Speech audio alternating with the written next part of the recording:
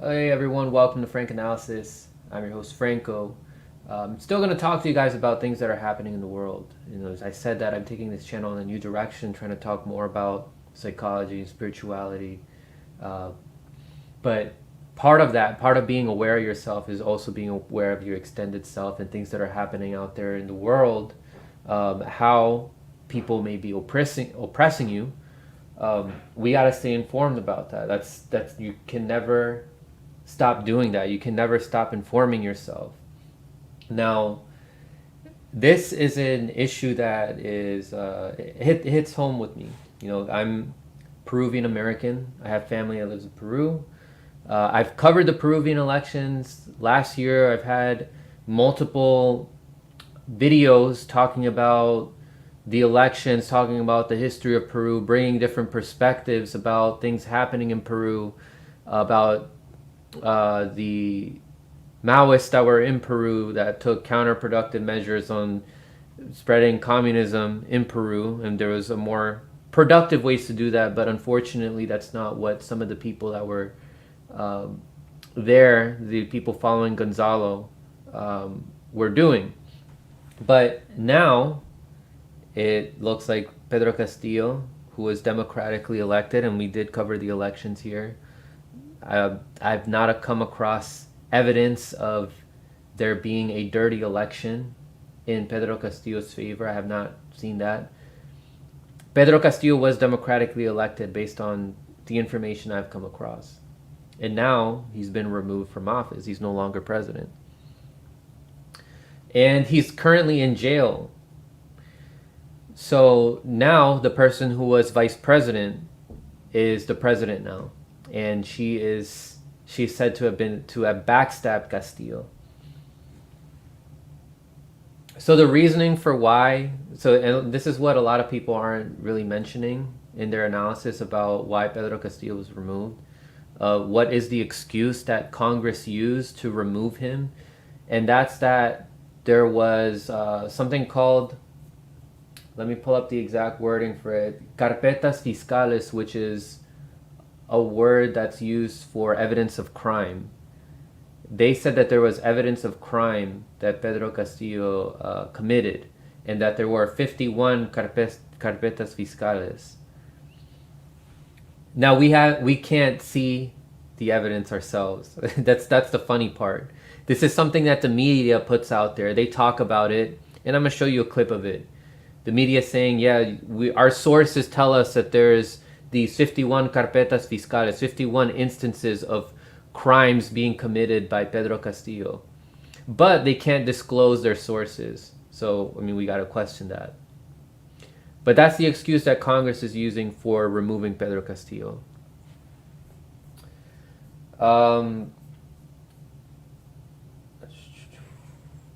So, following Castillo's removal, people in Peru are protesting in the streets. This is who they voted for. But also, people want to do away with everyone in Congress. Peru's had, for a long time now, everyone in Congress is like a rat. They're all corrupt. They're all self-interested.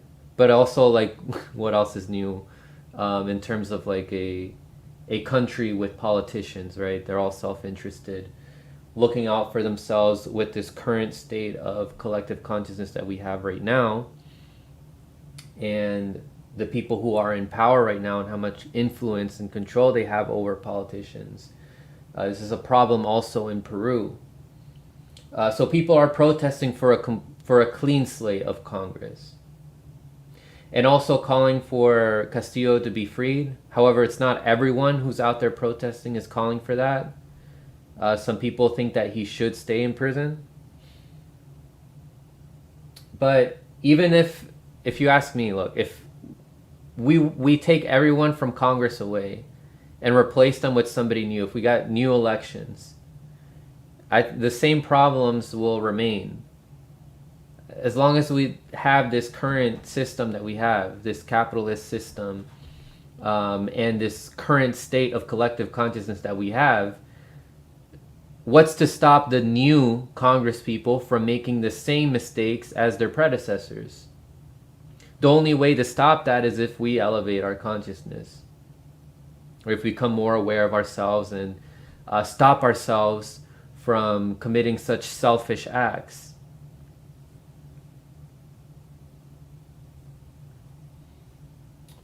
So let me show you guys what I got here. Some sources. All right, so I'll come back here. Actually, I'll show you guys this first. Like, this is what Castillo was saying. So he said, we made the decision to establish an emergency government aimed at restoring the rule of law and democracy, for which purpose the following measures are issued.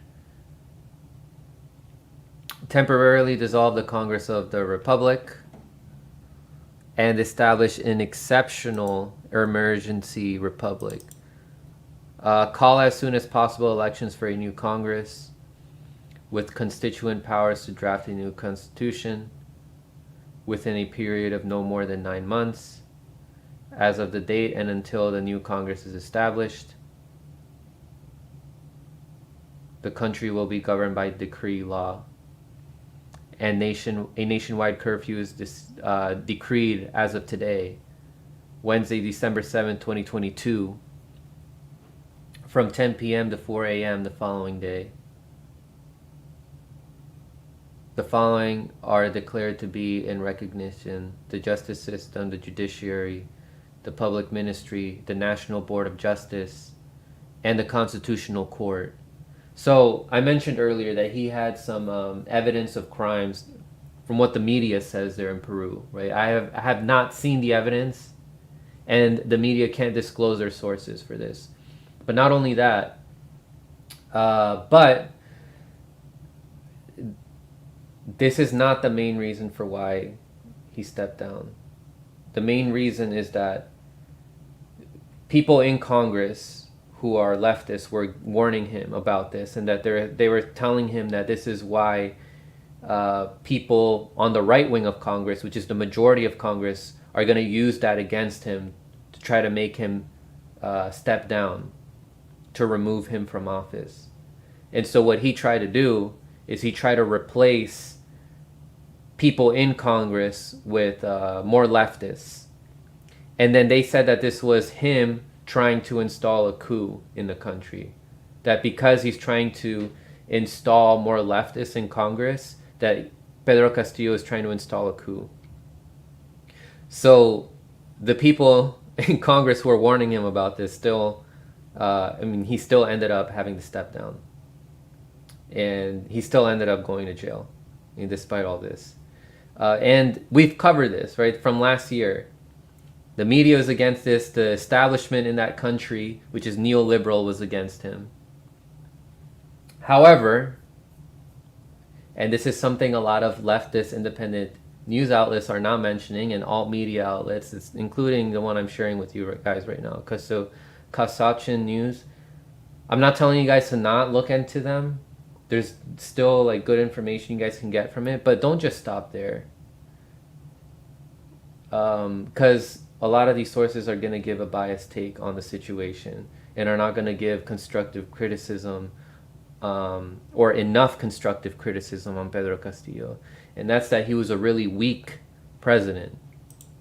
From the start, he didn't have much experience in the political world. He wasn't even the main person that was supposed to run in his party, Peru Libre. The main person that was supposed to run was this guy named Cerrón. And the reason why he didn't run is because he had a lot of... he got in trouble with the law a lot. He had a lot of... what's it called? I'm trying to think of the English word for this, denuncias. He had a lot of charges against him. That's the word. He had a lot of charges against him. And so he saw Pedro Castillo, a teacher union leader, as the best fit to run for the party, the leftist party, Peru Libre.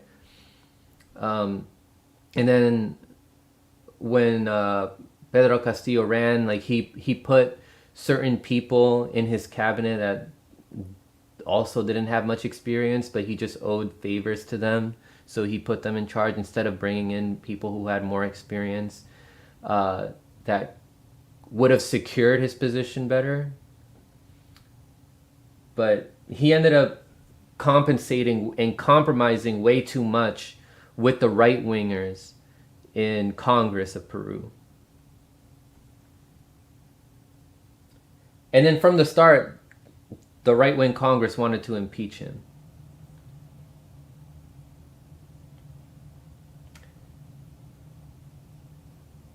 All right, so let me show you guys some more stuff.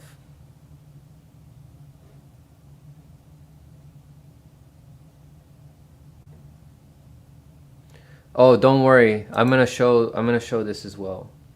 Glory brings up a good point here about his appearance at Davos. And this is also something that a lot of these news outlets, independent news outlets, leftist news outlets, alt media news outlets aren't talking about, because they think that it's counterproductive to talk about this, even though it's valid criticism and it's a fact.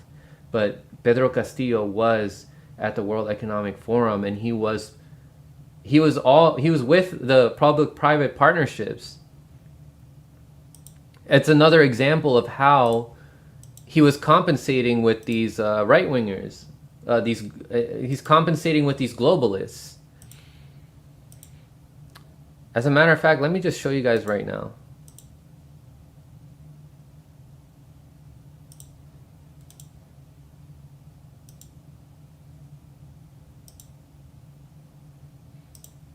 All right, so I'm sharing my audio with you guys as well. So here he is at Davos, and listen to what he says here. Or the oil industry, the mining industry, the environmental area is also important. But in order to do that, we need the investment of the private sector in order to guarantee the social stability of our country. In this sense, the Peruvian government has been implementing a multi-sectorial strategy, including the participation of different actors of our country. That's how our government has started 2022. We are moving forward towards a satisfactory solution. We want to encompass all those operations.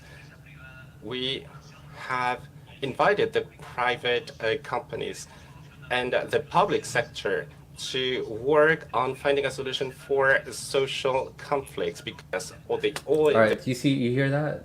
We want to invite the private companies to work with the public sectors here. He's pushing for public-private partnerships. And let me share with you guys another clip from that same meeting that was held at Davos for the World Economic Forum.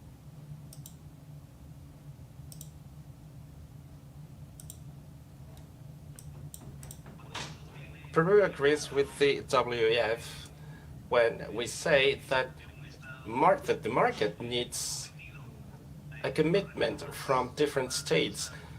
States committed to reforms aiming at sustainable and inclusive development. At the same time, the states require the help of private companies to promote productive diversity. We need companies to invest in the employees, supporting them, supporting communities, and protecting the environment. Within such a context, such as nowadays, public and private cooperation is needed more than ever in order to reach our social and environmental goals, and in order to rebuild trust among among the different political actors. All right, so yeah, we got to remember, all right, he was not the hero that was going to save Peru at all, or he was not going to be even a leader that was going to help South America, which is part of the global South, be saved from these globalists that participate at the World Economic Forum, from taking advantage of the resources that are in the global South. As a matter of fact, you see his participation there. He was praising private-public partnerships. And who will be most negatively affected by that? It will be the people of Peru, people of Chile, the people of Argentina, and all these other South American countries, as well as all these other countries in the global South. So, and then these globalists are the ones that are going to benefit from that. So we have to keep that in mind. All right. Even though in the short term it was going to be better, I guess, than having Keiko Fujimori, who he ran against, he's still cooperating with these globalists who are interested in themselves profiting while hurting the people by taking their resources and destroying the environment, which we are one with. Like, we cannot separate ourselves from the environment. All right, so here's photos of Castillo when he was taken into police custody. So it says here, let's take a look at this article, what Kasuchin News put. So the president, so this is what I already said. The military, that's another thing. He tried to take control of the military. The president, Castillo, did not have control of the military. So that was a big reason for why they were able to remove him from the presidential seat. So it was following a vote by the majority right-wing Congress to oust him in a legislative coup. Now, Congress has a lower approval rating than Pedro Castillo, and their disapproval rating is at 86%. All right, Pedro Castillo in December, his approval rating was also low at 24%, but you see how people dislike Congress even more. And that's the main reason why they're out there protesting right now. Remember that last year when I talked about Peru, before Pedro Castillo was running for president, we also talked about how Martin Vizcarra left, and then another person came in, and then that person left. So just like within 2 years, Peru's had 4 or 5 presidents. Right, Martin Vizcarra, the person who came after that, Pedro Castillo, and now Dina Bol. I don't want to mispronounce it.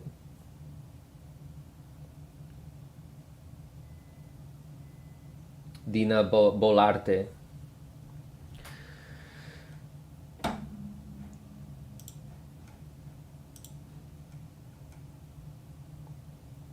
Yeah, you see 85% disapproval rating for Congress, and then here's Dina Bolarte. So she was part of the same party as Pedro Castillo. But let's remember, and this is another thing that a lot of alt media channels and outlets are failing to mention, and that's that Pedro Castillo and Dina Bolarte were both removed from the Peru Libre party. They were voted out because they were compromising too much with the right-wingers. He was failing on his campaign promises. Right? So he was saying, oh, it's because of differences in strategy and all that. No, it was because, you were failing on the things that you were promising. Right? He was a weak person, lacked experience. And honestly, I feel a little bad for him. He probably went in feeling like he genuinely could make a change, standing up for the people who live in these poor regions that get ignored in Peru. But because of that lack of experience, he let himself be driven a lot. In all his speeches, he was pretty much reading things that other people wrote for him. Remember, it was Cerrón who wanted to run for president for Peru Libre, and then he was pretty much took the place of Cerrón.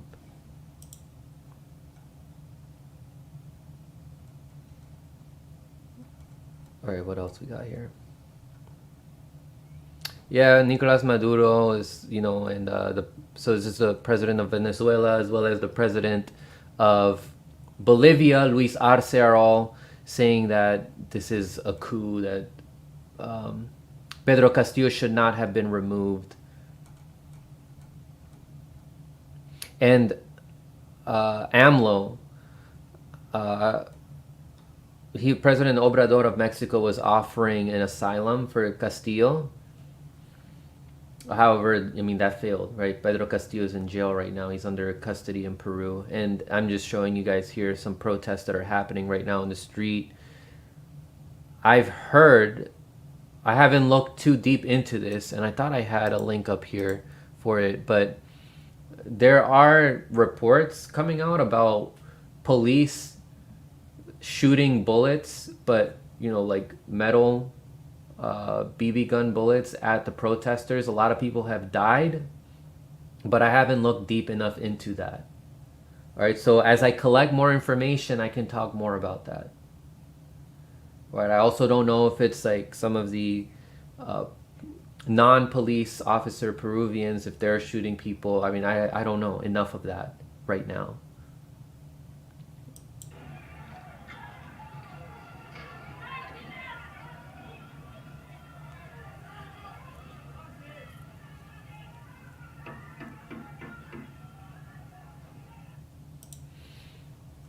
All right.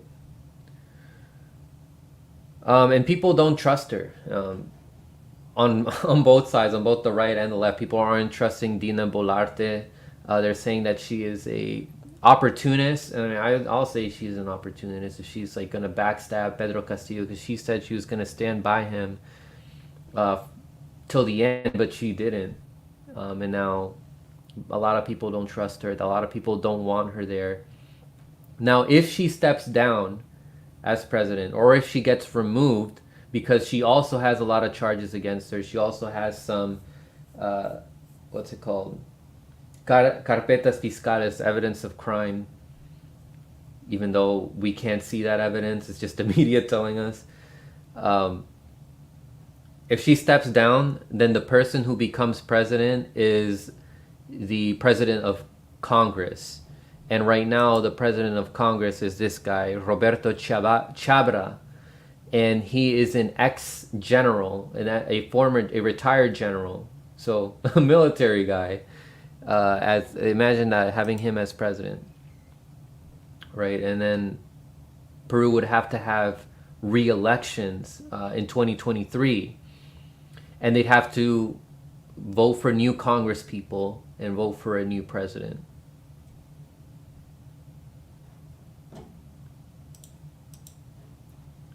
All right. I've actually met this person here, like on the ground in DC, Francesca. But she's saying protesters in Peru have three demands. Now, it's not everybody who's demanding all three of these, it's just some people who are demanding these. There's people that are demanding some of these three. Like, there's some people that are demanding just new elections and closure of the Congress, while also not wanting Pedro Castillo to be freed. But there are some people that want all three. There are some people that want Pedro Castillo to be freed. And as you guys can see, like here's the protests happening, police hitting people.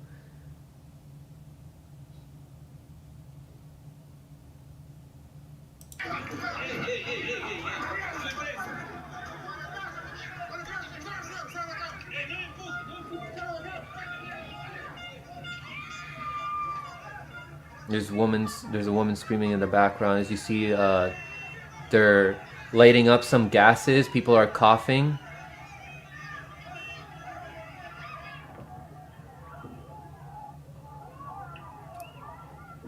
What the heck is like your medical mask gonna do with that tear gas?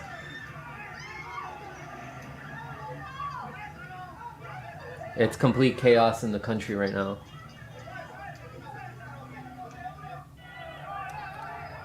And this is just one city. This is in the center of Lima, but it's like all over the place.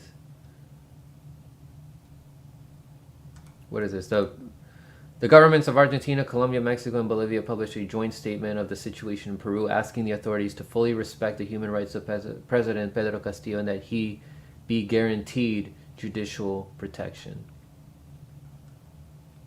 All right, and then over here, this is coming from Camila. She works for Casuchan News, and she's a contributor to Press TV. And she's reporting that yesterday in Peru, anda Venezuela's police shot at indigenous people from helicopters for demanding the closure of a corrupt Congress and calling for a constituent assembly in the aftermath of the coup. So let's see. They're throwing stuff, throwing rocks at the helicopters.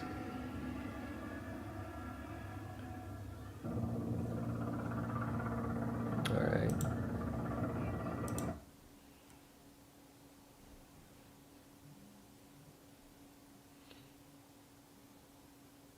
All right, so here they're saying that in a letter that Pedro Castillo wrote, he said that he remains unconditionally faithful to the popular mandate and he won't resign or abandon his functions. He warns against falling for the dirty game of new elections and calls for a constituent assembly. But I think his naivete is what caused him to end up in jail. So I can't really take his word for anything. When I was in DC too, I was supposed to meet him. He was in DC. We went to a hotel. Some of you guys may remember, I was on the ground at the hotel. I was filming things. He was supposed to come out and talk to the people. He was supposed to give a speech, but he snuck out through the back in a car and he like drove away. And people said they saw him in the car with like his little cowboy hat. Now, maybe they told him that it was too dangerous because there was protesters there, like right-wing Peruvians were protesting against him. But I mean, there were more people there in support of him. So I don't know why he did that. I mean, I'm pretty sure it wasn't his decision. He just did what he was told. Also, based on his track record.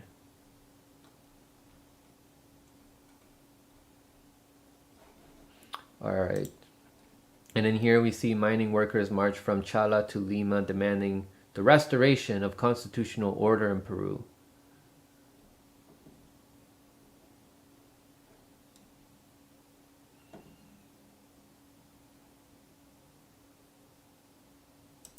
All right, so this is showing us the president of the Council of Ministers in Peru, and it's just in Peru they're called the premier. And no, I'm not paying you, Wikipedia. Get out of here. Apparently, it was Betsy Chavez and Anibal Torres were telling Castillo that the right wing in Congress were about to make him step down. And that in order to prevent that, he should install more people who are left wing into Congress and replace some of the people who are right wing in Congress. And then when he tried to do that, that's when they were like, oh no, look, he's trying to install a coup. And then that's the reason that they used to make him step down. Crazy. All right, let's take a look at what some of you guys are saying.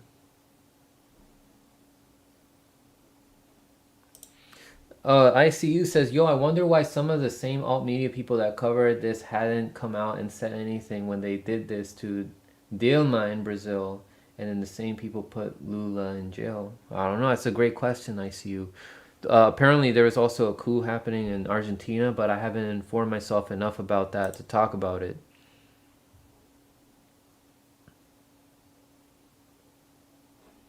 Glory Jones says, I still got hella bones to pick with AMLO. I know you do, Glory. We should have a show where you talk about that. We give constructive criticism of AMLO because I think it's important to give those constructive criticisms instead of having these just like takes where you make it seem like these people can do no wrong, which I think a lot of people in independent and alt media fail to do, is that they make it seem like some of these people, some of these presidents in the global south can do no wrong and that nothing is their fault. But as we see here, a lot of the stuff that happened here was Pedro Castillo's fault. He's he's compensating way too much with the right wing. He's compensating with the globalists by going to the World Economic Forum in Davos, saying that, calling and praising for public-private partnerships.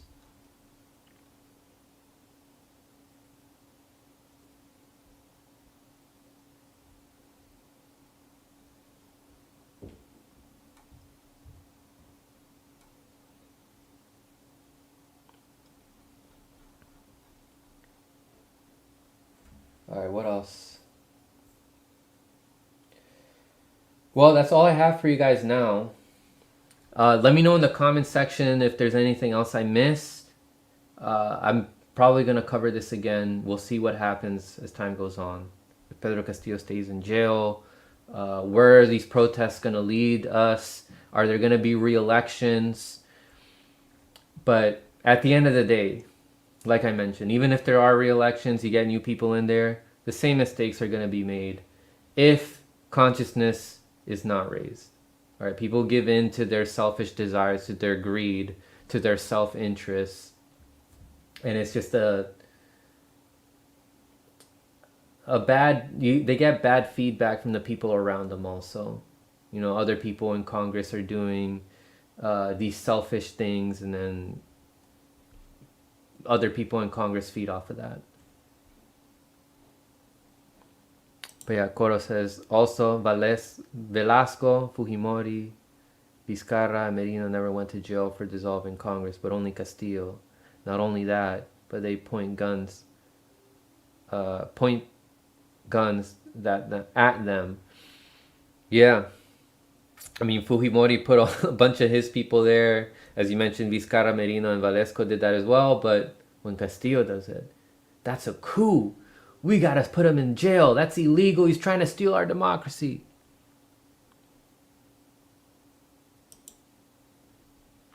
All right, guys. Thank you guys so much for watching. Stay informed.